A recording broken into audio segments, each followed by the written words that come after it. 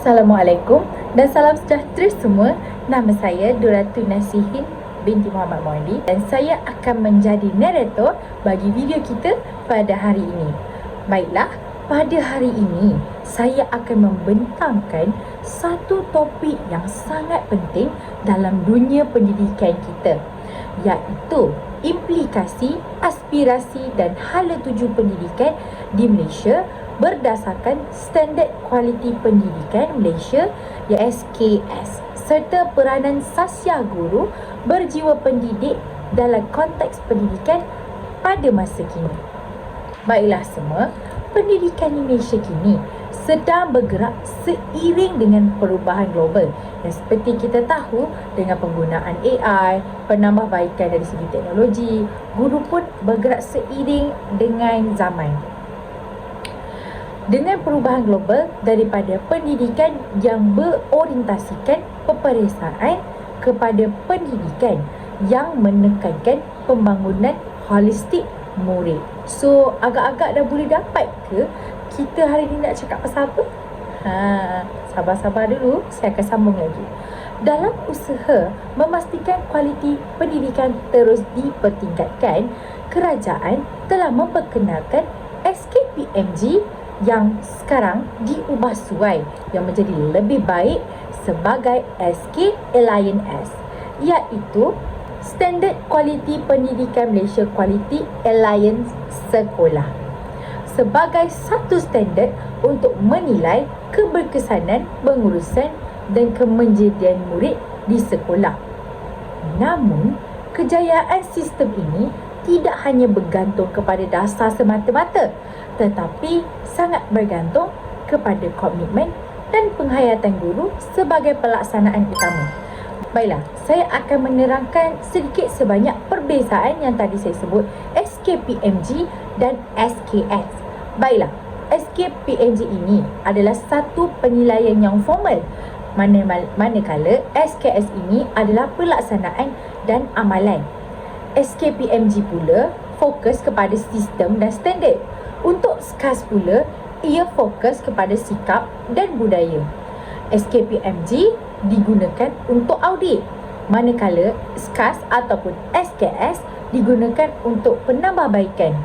SKPMG ini lebih menekankan teori dan struktur, manakala SKAS ini lebih kepada praktik. Jadi, kesimpulan yang mudah yang boleh kita dapat rangkumkan adalah SKPMG ini adalah ukur tahap kualiti sekolah. SKS ataupun SKAS cara nak capai dan hidupkan kualiti ini. Seterusnya, kita akan membincangkan tentang aspirasi dan hala tuju pendidikan Malaysia. Dalam membincangkan hala tuju pendidikan Malaysia, kita tidak boleh lari daripada dokumen utama negara, iaitu Kementerian Pendidikan Malaysia melalui Pelan Pembangunan Pendidikan Malaysia PPM 2013 hingga 2025. Pelan ini menjadi asas kepada transformasi pendidikan negara dengan matlamat utama untuk melahirkan generasi yang bukan sahaja cemerlang dari segi akademik, tetapi juga mempunyai nilai kemahiran dan identiti nasional yang sangat kukuh. Baiklah, di sini saya akan terangkan 6 aspirasi murid, iaitu student aspiration. Terdapat 6 aspirasi utama murid untuk fokus. Baiklah, yang pertama adalah pengetahuan ataupun knowledge. Murid perlu menguasai ilmu asas seperti membaca, menulis dan mengira. Tetapi juga ilmu yang lebih kompleks dan selaras dengan perkembangan global. Sebagai contoh, walaupun kita tahu murid itu haruslah pandai dan bijak dari segi menulis, mengira dan membaca, murid juga perlulah mempunyai ilmu yang kompleks seperti penggunaan IT, penggunaan AI yang dididik ataupun yang diajar oleh guru. Implikasi ialah guru tidak boleh lagi hanya bergantung kepada buku teks semata-mata saja. Sebaliknya, perlu gunakan gambar ataupun sumber seperti video ataupun teknologi perbincangan.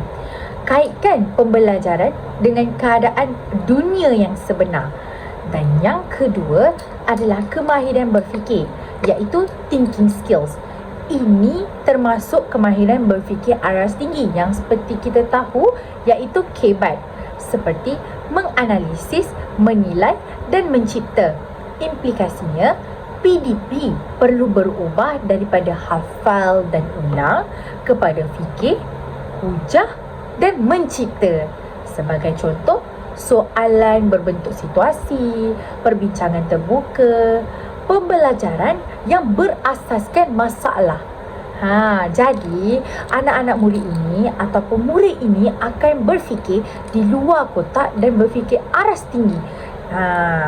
Dan yang ketiga adalah kemahiran kepimpinan ataupun dipanggil leadership skills.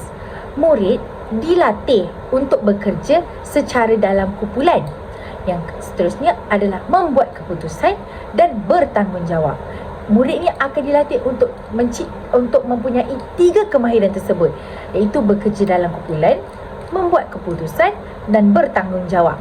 Implikasinya, guru perlu beri peluang untuk murid jadi ketua kumpulan, terlibat dalam aktiviti co-curricular, menjadi ketua pengawas, ketua murid, ketua kelas dan menguruskan projek kecil dalam kelas. Sebagai contoh, sambutan hari raya ataupun yang sebagainya.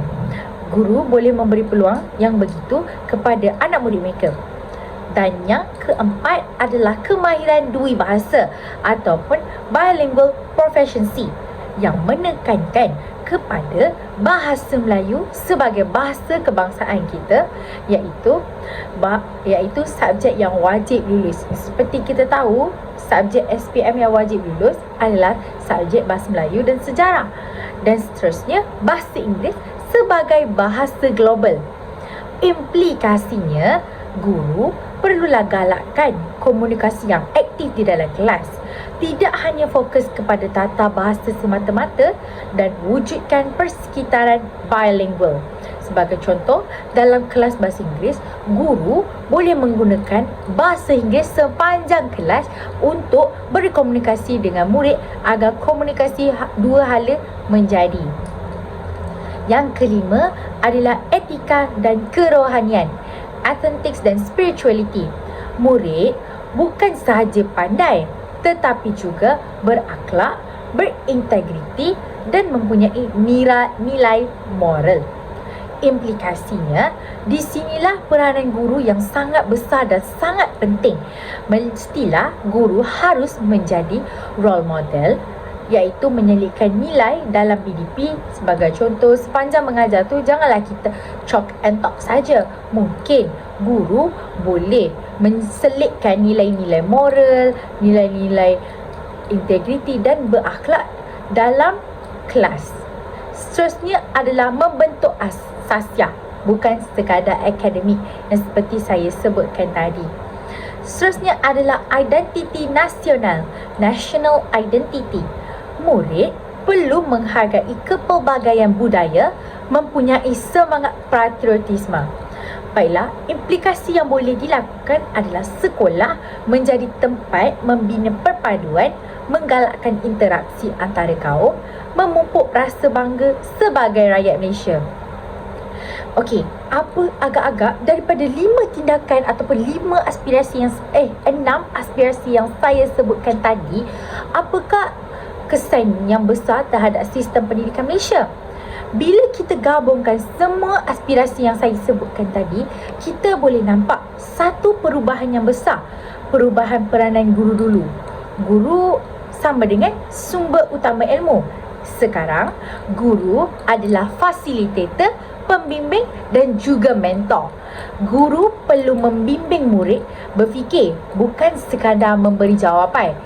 Seperti contoh, murid nak tanya penyelesaian masalah. Guru bukan setakat beri jawapan, malah guru juga meminta murid untuk juga berfikir untuk menyelesaikan masalah tersebut. Yang seterusnya adalah transformasi kaedah pengajaran, iaitu PDP. PDP kini perlu berpusatkan murid ataupun student centered, interaktif dan berasaskan aktiviti. Sebagai contoh, pembelajaran yang kolaboratif, pembelajaran berasaskan projek PBL, penggunaan teknologi seperti Google Classroom dan juga Google Meet. Dan seterusnya, yang ketiga adalah penekanan kemahiran abad ke-21. Selaras dengan keperluan global, murid perlu ada critical thinking, creativity, collaboration dan communication. Ini penting supaya murid tidak hanya lulus exam tetapi mampu menyelesaikan masalah sebenar dan bersaing di peringkat global. Dan yang keempat adalah integrasi teknologi dalam pendidikan. Dalam era digital, pembelajaran tidak lagi terhad dalam kelas. Guru perlulah celik dengan penggunaan teknologi semasa. Murid perlu didedahkan kepada pembelajaran secara digital. Sebagai contoh, e-learning, video interaktif dan kuis digital. Dan seterusnya, dalam keenam aspirasi dan 4 impak yang saya nyatakan tadi, mestilah mempunyai hubung kait dengan XKS, iaitu SKAS. Semua aspirasi ini sebenarnya diukur dan dipantau melalui SKAS.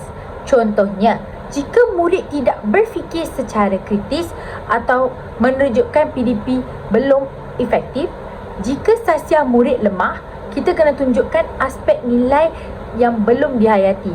Maka aspirasi ini bukan sekadar teori, tapi diterjemahkan di dalam bentuk penilaian yang sebenar di sekolah. Kenyatakan implikasi SKAS terhadap guru. SKAS memberi kesan yang besar kepada peranan guru. Guru sebagai ejen refleksi. Guru perlu tahu menilai PDP sendiri, menerima maklum balas dan sentiasa memperbaiki amalan. Ini menunjukkan ataupun mewujudkan budaya guru belajar sepanjang hayat. Yang kedua adalah guru lebih beraccountability. Setiap tindakan guru dirancang, dilaksanakan dan dinilai. Tidak boleh lagi mengajar tanpa rancangan ataupun mengabaikan keperluan murid. Yang ketiga, guru perlulah inovatif.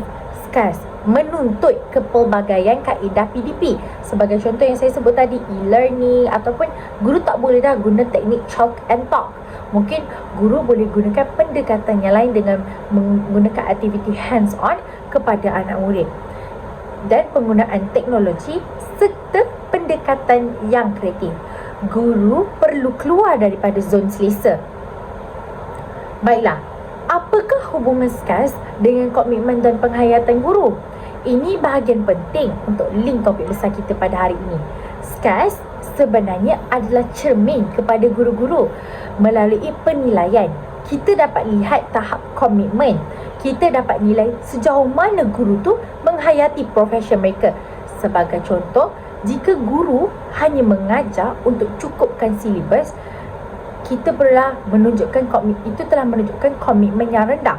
Jika guru ubah kaedah ikut keperluan murid, itu menunjukkan penghayatan guru yang sangat tinggi. Dan ketiga adalah jika guru terima teguran dan perbaiki PDP, itu menunjukkan profesionalisme yang sebenar dalam diri guru. Kesimpulan kecil dalam bahagian ini, SKAS bukan sekadar menilai sekolah, tetapi menilai jiwa dan sikap. Seterusnya, saya akan membincangkan sasiah guru berjiwa pendidik. Baiklah, dalam konteks pendidikan pada masa kini, peranan guru tidak lagi terbatas kepada penyampai ilmu semata-mata. Guru ini dilihat sebagai pembentuk insan selaras dengan hasrat falsafah pendidikan kebangsaan yang menekankan pembangunan insan secara menyeluruh. Oleh itu, lahirlah konsep guru berjiwa pendidik, iaitu guru ni bukan sekadar hadir dan mengajar semata-mata, tetapi benar-benar menghayati profesi sebagai seorang guru, iaitu memegang satu amanah dan tanggungjawab moral yang tinggi. Apakah maksud sasiah guru berjiwa pendidik?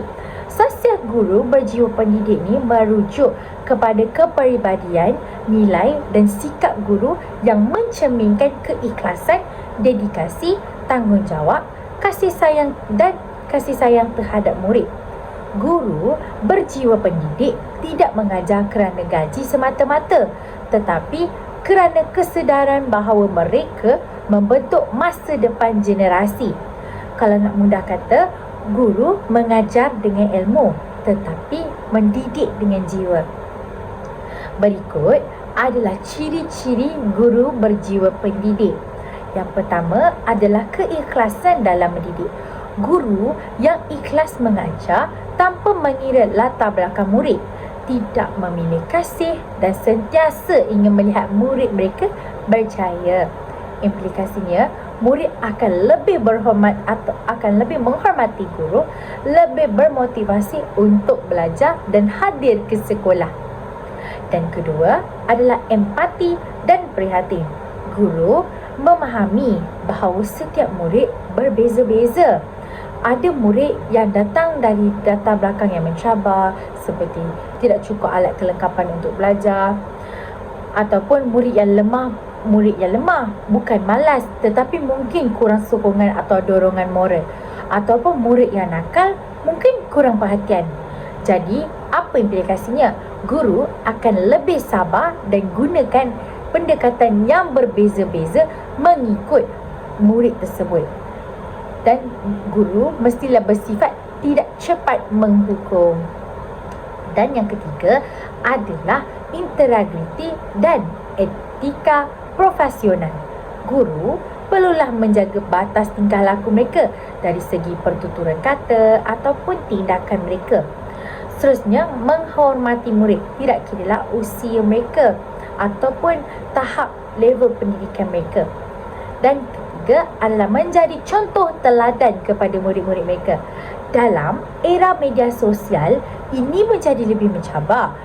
Implikasi guru perlulah berhati-hati dalam berkongsi kandungan, tidak menjadikan murid sebagai bahan hiburan atau konten semata-mata untuk dipostkan di sosial media. Yang keempat adalah komitmen tinggi terhadap profesion mereka. Guru berjiwa pendidik sentiasa membuat persediaan PDP, mencari kaedah yang terbaik untuk murid dan tidak sekadar habiskan silibus sahaja. Maka, pembelajaran akan menjadi lebih bermakna dan lebih berkesan.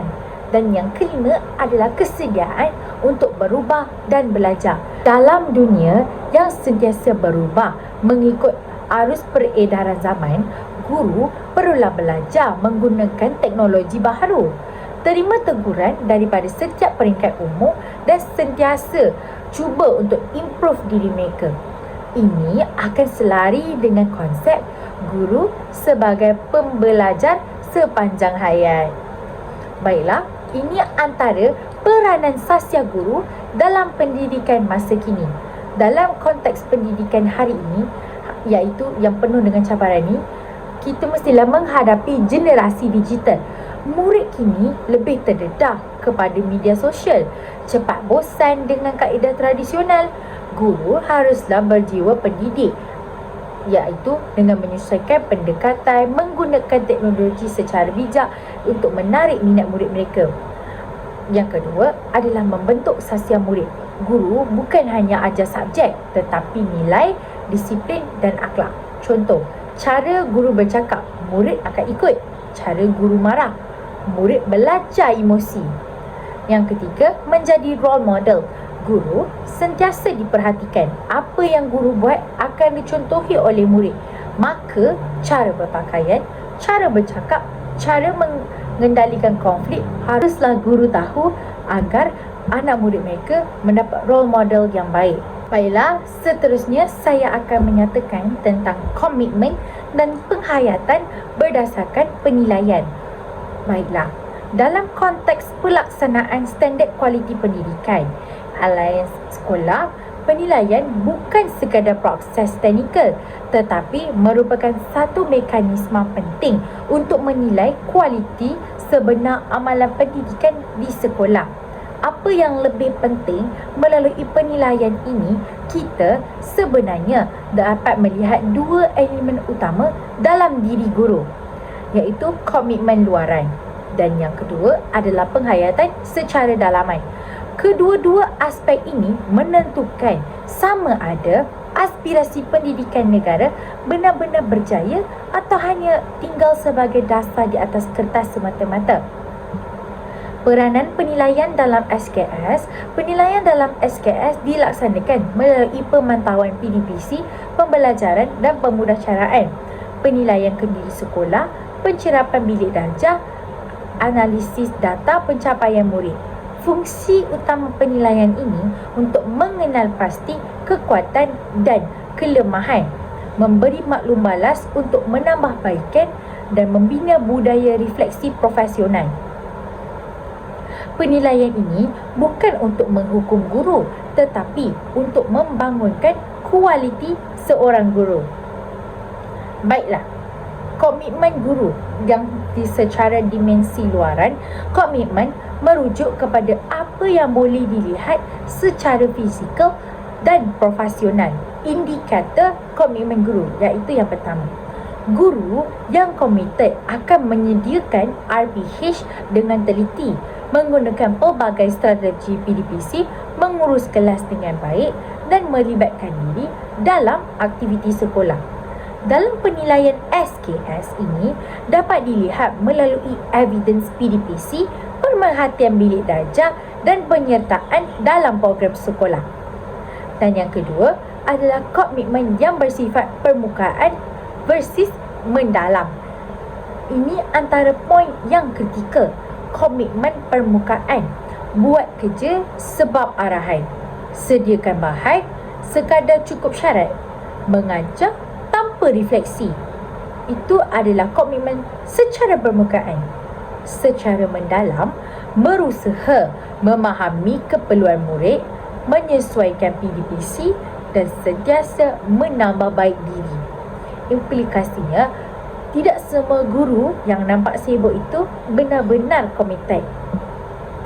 Seterusnya, penghayatan guru secara dimensi dalaman. Penghayatan adalah aspek yang lebih sukar untuk diukur, tetapi sangatlah penting. Ia merujuk kepada sejauh mana guru memahami, menerima dan mengamalkan nilai pendidikan. Dalam konteks indikator penghayatan, guru yang menghayati mengajar dengan tujuan mendidik, bukan sekadar menyampaikan. Dan seterusnya adalah mengambil berat perkembangan emosi dan sasiang murid, melakukan refleksi kendiri secara jujur. Ini boleh dilihat melalui cara guru berinteraksi dengan murid, respon terhadap maklum balas, kesediaan untuk berubah. Penghayatan melahirkan keikhlasan. Guru yang menghayati akan mengajar walaupun tanpa pemantauan, memberi lebih daripada yang diminta oleh murid, melihat kejayaan murid sebagai kepuasan diri. Ini yang membezakan guru bekerja dengan guru yang mendidik. Seterusnya adalah hubungan antara penilaian, komitmen dan penghayatan. Ini adalah hubungan yang paling penting. Penilaian sebagai cermin profesionalisme. Penilaian dalam SKS berfungsi sebagai cermin kepada amalan guru. Melalui penilaian, guru dapat melihat kelemahan sendiri. Guru dapat menilai tahap komitmen. Guru dapat mengukur penghayatan. Seterusnya adalah kitaran penambahbaikan yang berterusan. Proses ini berlaku dalam bentuk kitaran. Penilaian dijalankan, maklum balas diberikan. Guru membuat refleksi penambahbaikan yang dilakukan. Jika guru benar-benar menghayati, kitaran ini akan berterusan dan berkembang. Tanpa penghayatan, penilaian akan jadi sia-sia. Ini ayat yang penting untuk impact. Jika guru menolak penilaian, tidak terima teguran atau tidak berubah, maka penilaian hanya jadi formaliti. SKS tidak memberi kesan yang sebenar. Contoh situasi yang realistik. Situasi pertama, komitmen tanpa penghayatan. Seorang guru sediakan RPH lengkap, mengajar ikut jadual, tetapi tidak peduli sama ada murid itu faham atau tak apa yang diajar. Analisis yang boleh dilakukan, komitmen ada, penghayatan tak ada. Hasilnya, pembelajaran akan jadi tidak bermakna. Situasi kedua, komitmen plus penghayatan yang tinggi. Seorang guru ubah kaedah mengikut tahap murid. sabar dengan murid yang lemah, dan refleksi PDPC setiap hari. Analisis yang boleh dilakukan, komitmen dia tinggi, penghayatan pun mendalam. Hasilnya, kemanjirian murid meningkat. Cabaran dalam membina komitmen dan penghayatannya adalah realiti bukan semua guru mampu mencapai tahap ni. Antara cabaran yang akan mereka hadapi adalah beban kerja yang tinggi, kekangan masa untuk refleksi, tekanan daripada pentaksiran dan dokumentasi, kurangnya motivasi dalaman. Maka guru mungkin boleh fokus kepada siapkan kerja, kurang memberi perhatian kepada kualiti. Strategi untuk memperkukuhkan komitmen dan penghayatan ini adalah untuk memastikan penilaian benar-benar memberi kesan. Membina budaya refleksi, guru perlulah biasakan refleksi selepas PDPC, terima maklum balas secara terbuka. Sokongan kepimpinan sekolah, pentadbir bolehlah memberi bimbangan bukan tekanan, menggalakkan kolaborasi. Dan ketiga adalah pembangunan profesional yang berterusan. Latihan yang boleh dilakukan adalah secara praktikal, relevan dan berfokus kepada PDPC yang sebenar. Dan keempat adalah pengukuhan nilai dalaman guru. Ini adalah benda yang paling penting. Guru perlulah kembali kepada tujuan asal menjadi pendidik, menghayati nilai amanah dan tanggungjawab. Kita dah sampai di hujung video pada hari ini. Jadi kesimpulan yang dapat saya rangkumkan adalah aspirasi dan hala tuju pendidikan Malaysia bukanlah sekadar pernyataan dasar, tetapi merupakan satu usaha yang menyeluruh untuk mentransformasikan sistem pendidikan negara yang ke arah lebih holistik dan berdaya. Untuk SKS, kita dapat melihat satu pendekatan yang lebih sistematik dalam memastikan kualiti pendidikan sentiasa dipantau, dinilai dan ditambah baik secara berterusan. Perkara paling penting yang perlu kita fahami ialah sistem yang baik tidak menjamin hasil yang baik jika pelaksanaannya tidak menghayati. Dalam hal ini, guru memainkan peranan yang sangat besar. Tanpa keikhlasan dan empati serta komitmen yang tinggi, segala instrumen penilaian seperti SKS itu hanya akan menjadi satu formaliti semata-mata. Lebih-lebih lagi, melalui proses penilaian dalam SKS, kita bukan sahaja menilai prestasi sekolah, tetapi secara tidak langsung menilai tahap komitmen guru, tahap penghayatan terhadap profesion, kesediaan untuk merubah dan menambah baik. Di sinilah kita dapat melihat bahawa komitmen dan penghayatan bukan pilihan, tetapi keperluan.